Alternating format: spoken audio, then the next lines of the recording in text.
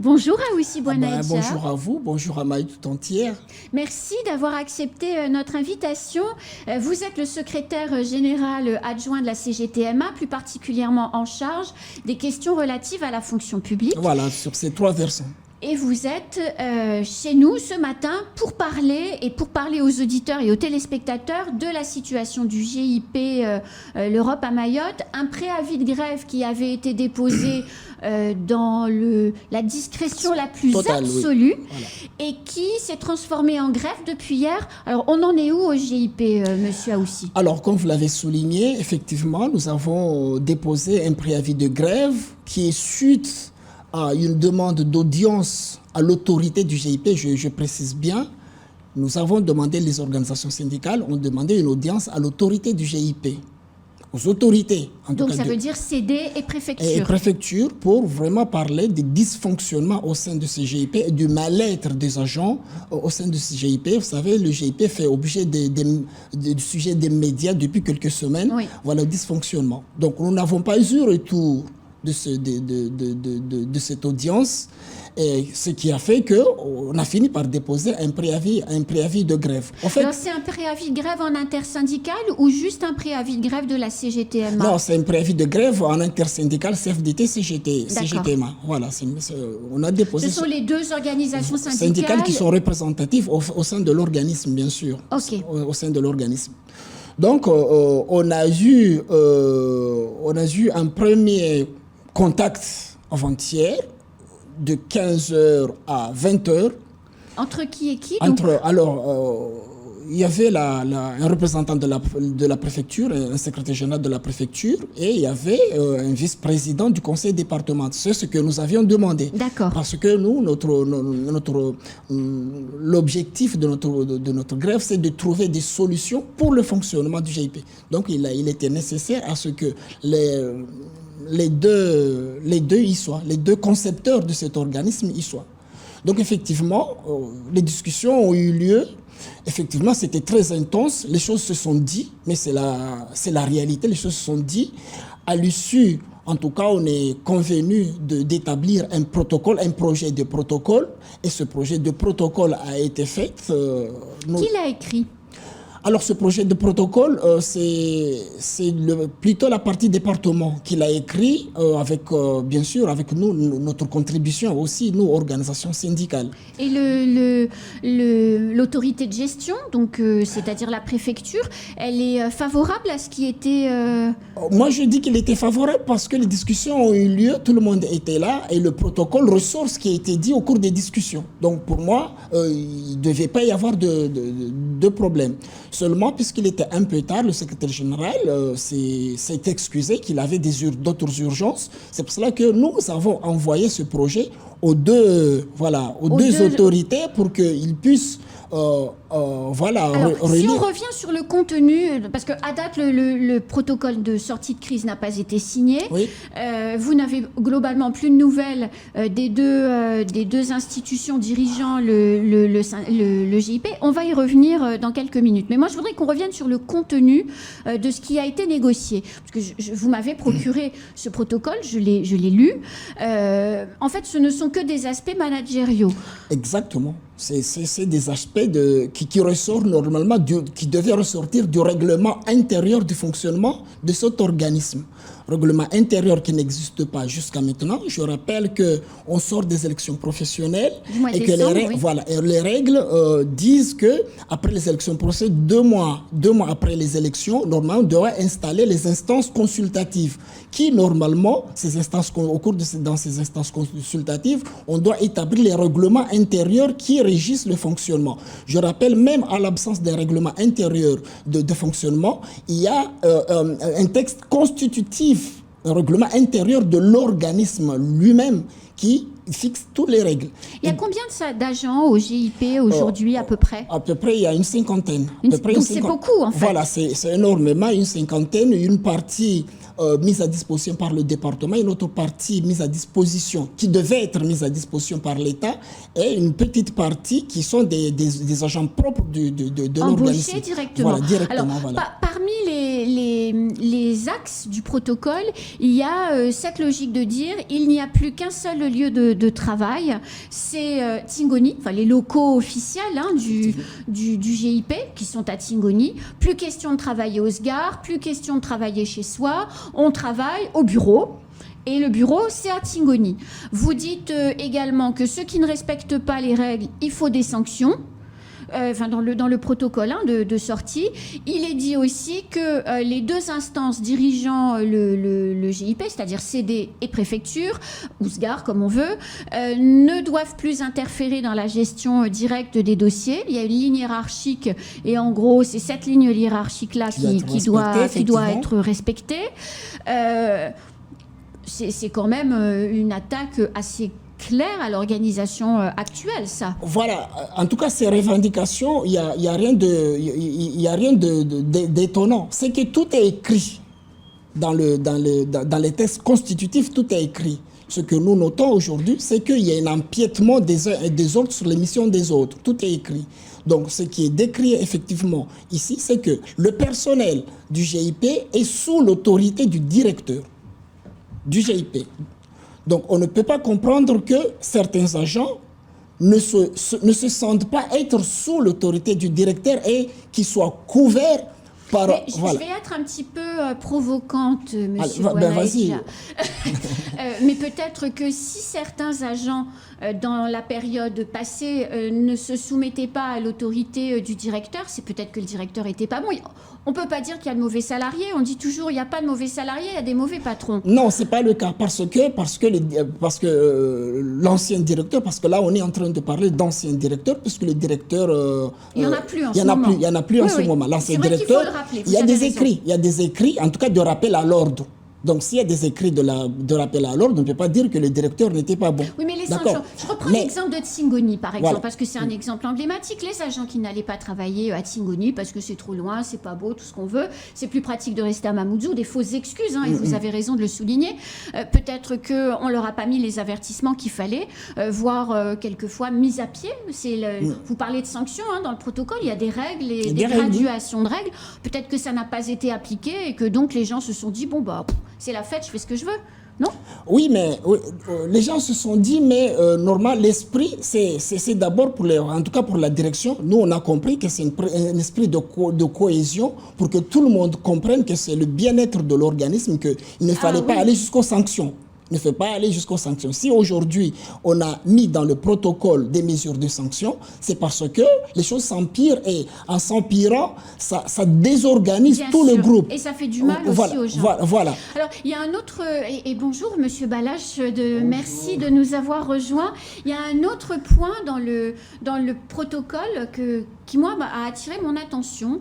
Il y aurait eu, si je comprends bien, selon ce qui est écrit, des personnes recrutées avec un salaire X et qui se sont retrouvées quelques mois après avec une partie du salaire amputée. C'est ça, mais comment c'est possible? Ça, on ne l'a pas invoqué dans notre protocole. Dans le protocole, c'est noté qu'il ne faut pas que les salaires baissent en cours de route, que les gens ont été recrutés. Oui, tout à fait, madame. Mais ce n'est pas dans ce sens. Excusez-moi, effectivement, ce n'est pas dans ce sens. Parce que avant que n'importe quel agent aille travailler à la GIP, il avait un autre emploi ailleurs. Bien sûr. L'essentiel, il faudrait que nous puissions faire en sorte pour pouvoir au minimum maintenir le salaire de l'agent qu'il avait auparavant. Mais si nous voulons attirer et en diminuant les salaires, je ne pense pas qu'au jour d'aujourd'hui, nous pourrons attirer. Et du fait que il y avait des agents qui travaillaient un peu partout dans des grandes entreprises au niveau national, même à Mayotte également. Ceci dit que nous avons de la concurrence dans ce secteur d'activité. Quand on parle de l'utilisation des fonds européens, Vous connaissez les difficultés auxquelles toutes les collectivités y sont confrontées. Et nous connaissons également que nous avons des champions du monde dans le domaine. Alors, pour que nous puissions avoir cette possibilité d'être champion du monde, il faudrait qu'on s'équipe ou qu'on achète les bonnes compétences. Voilà, alors, les bonnes compétences. Quand même, vous parlez dans votre protocole également d'interdire aux agents du GIP d'avoir une activité extérieure qui pourrait faire concurrence aux activités du GIP. Ça veut dire quoi, ça ?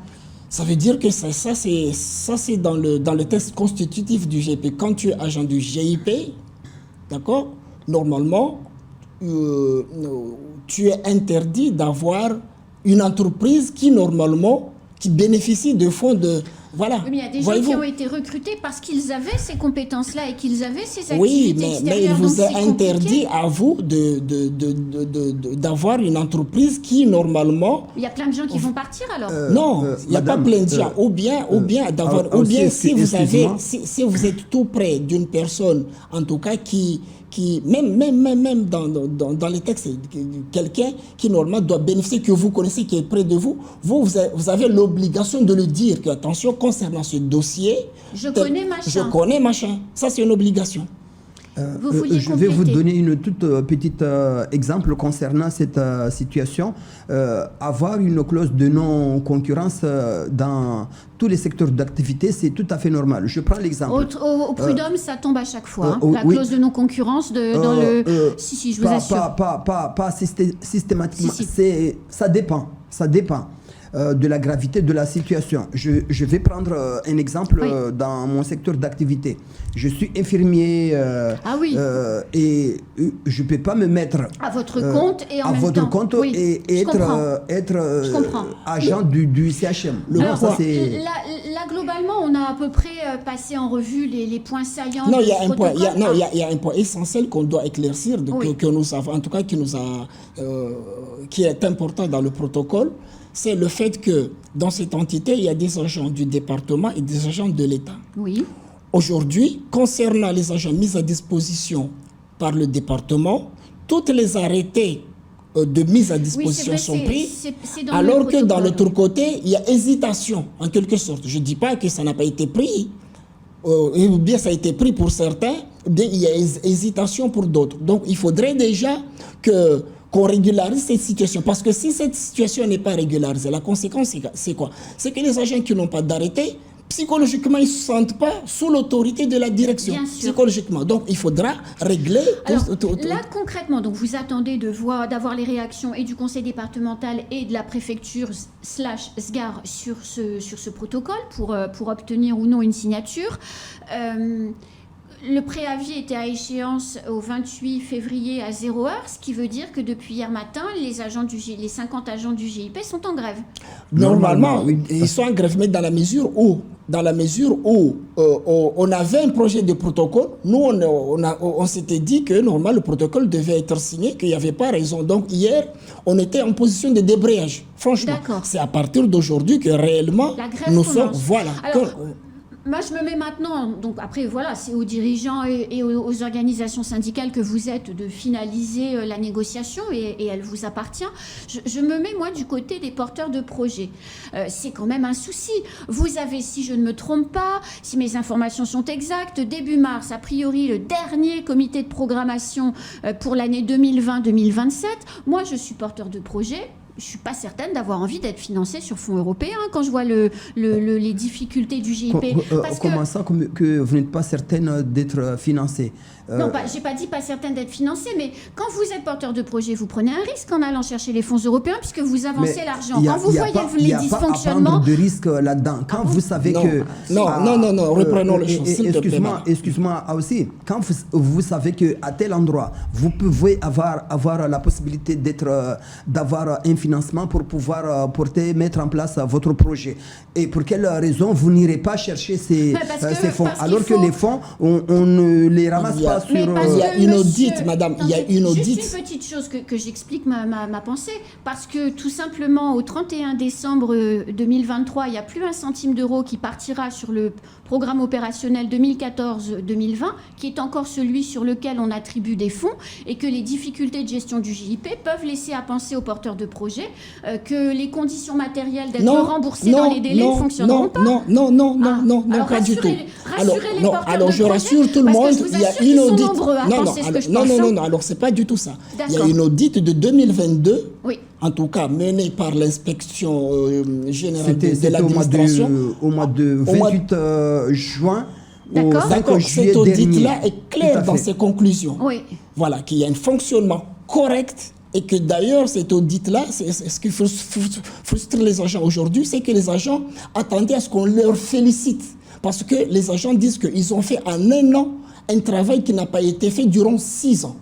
D'accord ? C'est vrai. Voilà. C'est vrai aussi, bien sûr. Voilà. Donc, aujourd'hui, ce que nous, organisations syndicales et la société civile, ne comprend pas, c'est que nous avons l'impression comme si les concepteurs de cet organisme attendaient à ce que cet organisme ne fonctionne pas et qu'aujourd'hui, ils sont surpris que cet organisme fonctionne et qu'on doit tout faire pour torpiller et que nous, organisations syndicales, on ne laissera pas faire ça. Mais c'est pas logique. La préfecture n'a pas intérêt à torpiller son bébé. Enfin, je comprends. Comment ça, c'est pas logique? Dites-nous. Là, on est en chevauchement. Au sein de la gestion de cette structure, il y a des problèmes de favoritisme et de l'ingérence. Et à partir du moment que dans une structure de tels comportements sont installés, ceci dit que nous allons avoir des difficultés pour pouvoir répondre à bon escient toutes les demandes qui seront formulées pour que des porteurs de projets puissent avoir des financements. Et il faudrait savoir ce problème d'ingérence et de j'avais dit ingérence. Non, il y a plusieurs de favoritisme, il y a tous ces problèmes qui ont été observés là-dedans. Alors, à partir du moment que nous avons une structure qui ne fonctionne pas telle que, qui ne respecte pas les règles de la déontologie, alors ceci dit que il va y avoir un problème. Et nous devons voir c'est qui est à l'origine du problème, du non-respect des règles de la déontologie. Là, concrètement, il y a combien d'agents en grève? Là, concrètement, pour nous, tous les agents sont en grève. Ah, donc ça ne bosse plus pour l'heure? Voilà, ça ne bosse plus pour l'heure. Tous les agents sont en grève. Et vous avez un prochain rendez-vous de négociation avec la préfecture? On attend, voilà. Et le CD? Non, nous attendons ce que justement qu'on nous réponde qu'on nous réponde aussi le projet qui a été établi, s'il faut corriger des choses, qu'on revienne à la table de discussion. En fait. Voilà, qu'on revienne à la table de discussion, qu'on puisse trouver un terrain d'entente. Mais moi, je reprends vraiment mes propos parce que c'est très important. Au départ, lors de la conception de cet outil, nous, les organisations syndicales, on était farouchement opposés, comme l'ensemble des personnes ici à Mayotte. Donc là, au jour d'aujourd'hui, cet organisme a fait ses preuves. On ne peut pas accepter et comprendre que dans un chevauchement de deux périodes, on puisse intégrer des dysfonctionnements. Ça, on ne peut pas comprendre. Il faut absolument que les élus, et là, j'en appelle vraiment aux élus du département, c'est votre outil. Appropriez-vous de cet outil. Il faut absolument que cet outil fonctionne. C'est indispensable. C'est indispensable. Là, ce qu'on a observé pendant cette période, on a vu que ce dysfonctionnement est maintenu au niveau de l'autorité de gestion, mais aussi au niveau du département, dans la mesure où il y a eu des visites dans cet organisme où l'autorité de gestion a invité uniquement les agents leur concernant, et l'autre partie aussi est venue au GIP pour inviter à discuter uniquement avec ces agents. Donc, rien qu'à ce geste-là, entraîne des dysfonctionnements entre les agents, mais une cassure en tout cas entre les agents. Et voilà, donc il faudra absolument qu'on puisse trouver un terrain d'entente pour qu'on puisse reprendre. On ne peut pas se permettre aux périodes où on est d'avoir une semaine de non-travail. Là, dans leur projet, ils ont un projet de faire venir une mission de renfort Donc on ne comprend pas que déjà, c'est qu'il y a, on met en mal le fonctionnement et puis on se dit, on va faire venir une mission de renfort. Non, il y a un problème là. Le message est passé, il y a un problème. Appel a été lancé pour que tout le monde se remette autour de la table de négociation, reprendre cette V1, la signer si elle convient à tout le monde, ou la faire évoluer, comme vous l'avez dit, s'il est nécessaire de faire une V2. Moi j'appelle, comme vient de le faire aussi, toutes les autorités locales, départementales et communales, surtout à se lever pour se rapprocher des techniciens de la GIP pour qu'ils puissent essayer de comprendre le fonctionnement, pour qu'ils puissent dénicher les informations nécessaires leur permettant de pouvoir voir comment faire pour pouvoir se faire avoir des financements pour leur projet. Parce que sans ces financements européens, nous savons que... oui, tout à fait. On a parlé des usines de dessalement, des retenues collinaires et j'en passe. Et il y a des financements sur les fonds européens. Exactement. Allez, c'est la fin de ce temps de parole. Merci beaucoup, messieurs, d'être venus ce matin. J'espère que l'appel lancé vous permettra de vous remettre à la table des négociations. Très bien. Je vous souhaite une bonne courage. Merci à vous, merci à Maya tout entière. C'est la fin de ce temps de parole. On va tout de suite à la suite de nos programmes.